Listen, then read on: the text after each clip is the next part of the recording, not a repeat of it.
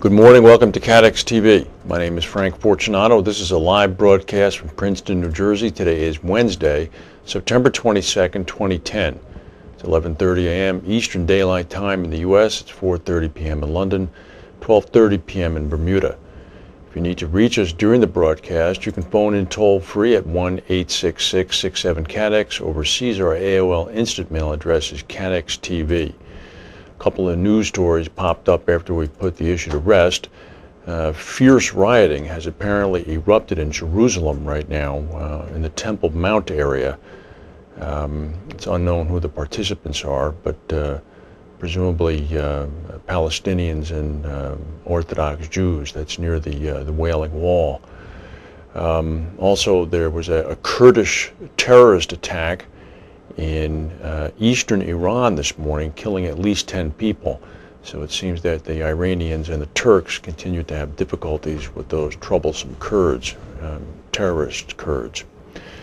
Actually, also the 10-year U.S. Treasury bill is at the 10-year note has now risen for the fourth day in a row to actually becoming pretty close to a good investment.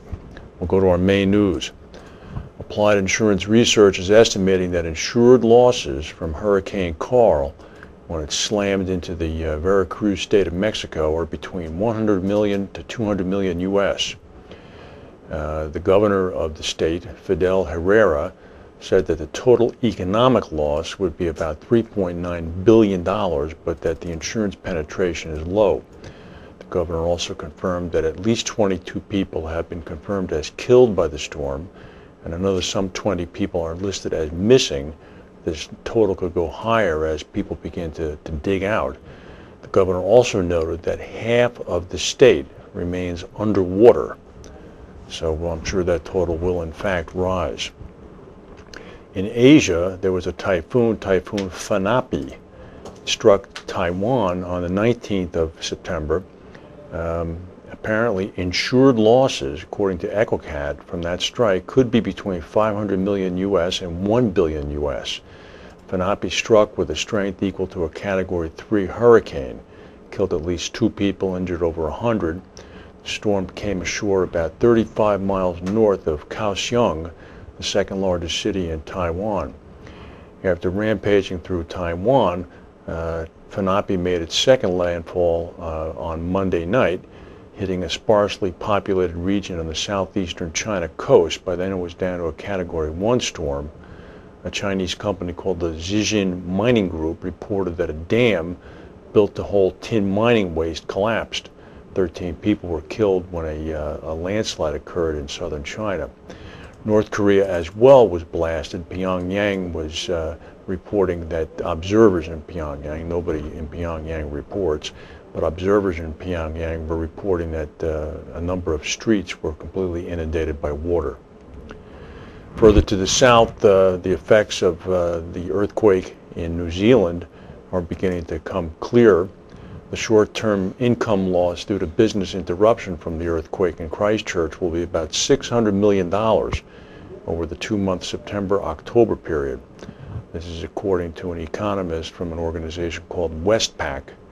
He's based the region's short-term loss on the common metric of 15% of the infrastructure and property capital damage, which in the Canterbury state, where Christchurch is located, is an estimated $4 billion. The report also says that smaller firms, particularly in retail and wholesale services, will be particularly hard hit.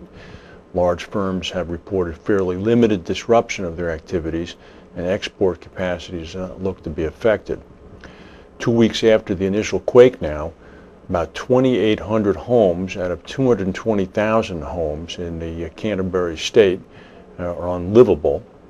3,053 homes are not weatherproof. 51 downtown Christchurch business district buildings have been declared unsafe, and over 62,000 claims have already been lodged with the New Zealand Earthquake Commission. According to the report, there is one bright spot. There's going to be an enormous lift in activity in the region over the next couple of years as the region works to restore its capital stock. According to the report, the region will be the recipient of substantial income transfers, insurance payouts, central government footing the lion's share of infrastructure repairs, as well as payments from reinsurance.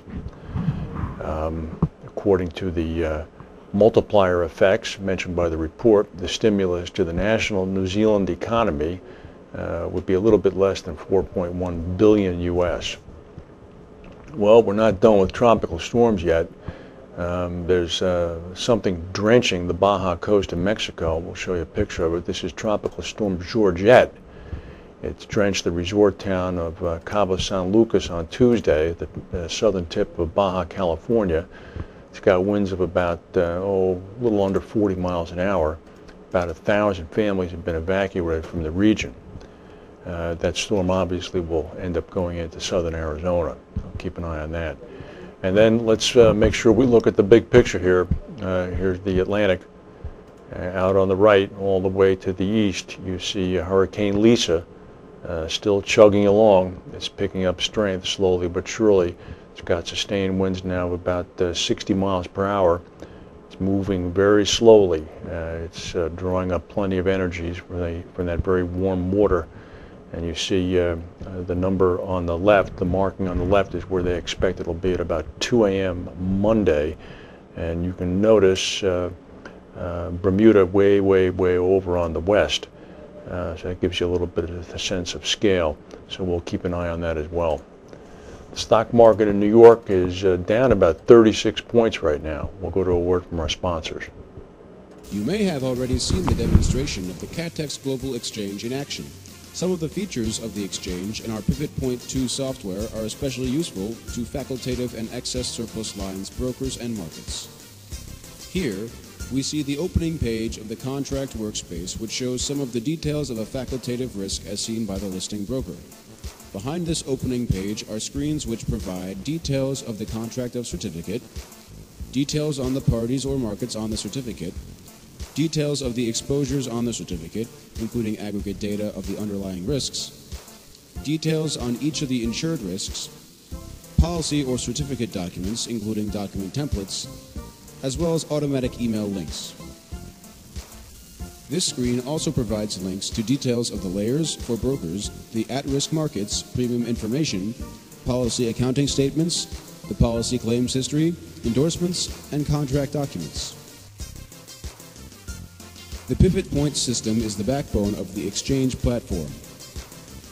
Pivot Point provides easy input of data as well as seamless structuring of the data into policy documents, accounting records, and statements, as well as underwriting criteria. The system allows brokers to focus their efforts on where they bring their clients the most value added, determining the appropriate layers and selecting the markets which are appropriate for the risk and layer. In these markets, timing and access to data are especially critical.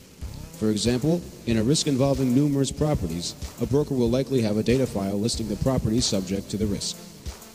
The system allows brokers to easily upload data files to the system. The exchange allows brokers to offer the risk and make sure the data are available only to markets authorized by the broker.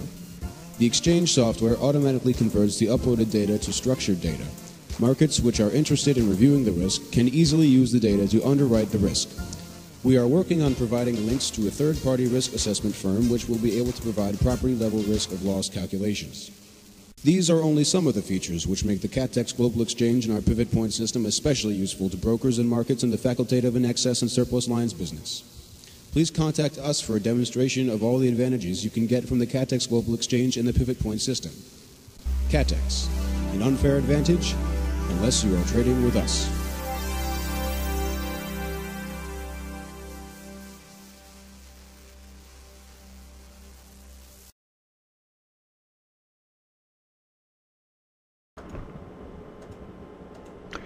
Well, here's some news. Earlier today in their gleaming headquarters in Strasbourg, France, the European Parliament voted to establish authorities, that's what they're calling them, in London, Paris, and Frankfurt that would have the power to mediate between national supervisors and impose emergency bans of some transactions. This is on the financial industry.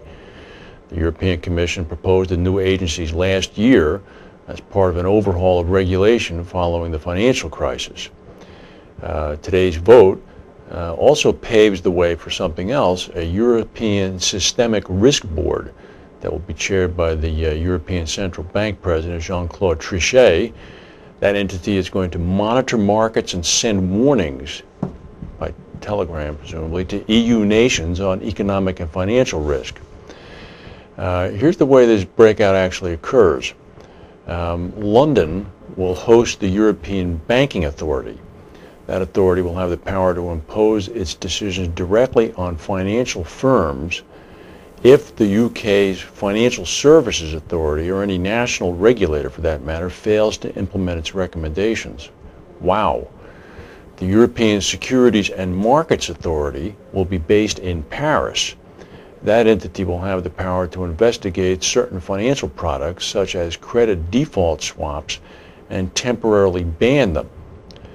The Systemic Risk Board and, here's the trumpet for us, the European Insurance and Occupational Pensions Authority will both be based in Frankfurt. And that organization as well will have the ability to impose its own solutions if local governing entities such as the FSA do not impose them. This is effective throughout the 27-member nation EU. Very interesting. Well, you may be familiar with something called the Commonwealth Games. It was a product of Victorian England back when the sun never set on the British Empire. Very, very popular. The games, in fact, are still very well known. They bring together athletes from 71 different countries representing the former British Empire every 4 years. About 7,000 or so athletes typically participate. This year's games, this quadrennial event, is scheduled to be held in New Delhi, India. Well, the chief of the Commonwealth Games has rushed to New Delhi today seeking emergency talks with the Prime Minister of India because of concerns about India's chaotic preparations. 2 world champion competitors have withdrawn, and the UK has warned that problems with the athletes' village have left the sporting event and its participation on a knife edge. No national teams have yet pulled out, but the Scottish team announced Wednesday that it would delay its travel to India, where the athletes' village, which is said to be incomplete and soiled with human excrement, was supposed to open Thursday of this week, the day after tomorrow. Indian officials insist that the facilities would be ready and immaculate for the October 3rd opening, despite wide-ranging concerns about unfinished buildings, construction collapses, and the outbreak of dengue fever. This is unbelievable. New Delhi has had 7 years to prepare, although very little work was done until 2008. The city has become a frenzy of activity in recent weeks, only adding to concern that haste could lead to shortcuts in construction of the key facilities. Yesterday, for example, a 90-meter pedestrian bridge collapsed at the main stadium, injuring 27 construction workers. Earlier this morning, a part of a ceiling at the weightlifting venue collapsed, injuring some people there. Now, as if these concerns were not enough, there are security fears that began to originate on Sunday after 2 tourists were murdered outside one of the city's top attractions in New Delhi. An Islamic militant group took responsibility for that shooting. The president of the Games said that his emergency trip to see the Indian PM emphasizes that this is an important issue and we need to get the highest level of engagement in order to get it fixed. International sports officials have called the athletes' village, which is in an unfinished state, they've referred to it as dirty, hobbled by numerous infrastructure problems, and even unsafe and unfit for human habitation. It's just filthy. It hasn't been cleaned. I hope you don't have the event coverage on the Commonwealth Games. It could be a little bit difficult. Well, the U.S. government yesterday raised about $706 million from the sale of warrants that it had held in the Hartford. It was the latest move to recoup costs for American taxpayers from the $700 billion financial TARP bailout. Treasury said this morning that it had sold 52 million warrants at a price of $13.70 per warrant. The government had set a minimum price of $10.50 per